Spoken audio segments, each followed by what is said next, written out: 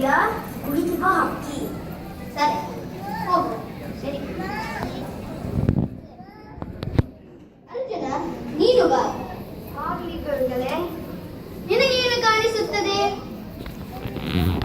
ನನಗೆ ಕೇವಲ ಹಕ್ಕಿಯ ತಲೆ ಕಾಣಿಸುತ್ತಿದೆ. ಈಗ ಗುರುಗಳೇ, ಈಗ ನನಗೆ ಕೇವಲ ಹಕ್ಕಿಯ ಅಷ್ಟೇ ಕಾಣಿಸುತ್ತಿದೆ. ಆಗಲಿ ಮಗುವೆ. ಒಬ್ಬ ಬಿಲ್ಲುಗಾರನಿಗೆ ತನ್ನ ಗುರಿಯು ವಿನಃ ಬೇರೇನು ಕಾಣಿಸಬಾರದು. ಗುರುವರಿಯ, ನನ್ನ ತಪ್ಪಿನ ಅರಿವಾಯಿತು. ನನ್ನನ್ನು ಕ್ಷಮಿಸಿ. ಪುತ್ರ, ಎಂದು ಯಾರ ಮೇಲೂ ಈರ್ಷೆ ಪಡಬಾರದು.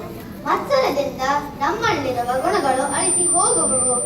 ದ್ರೋಣನ ಉತ್ತರಾಧಿಕಾರಿ ನೀನೇ ಆದರೂ ದ್ರೋಣಾಚಾರ್ಯರ ಸರ್ವಶ್ರೇಷ್ಠ ಶಿಷ್ಯ ಈ ಕುಂತಿ ಪುತ್ರನಾದ ಅರ್ಜುನನೇ.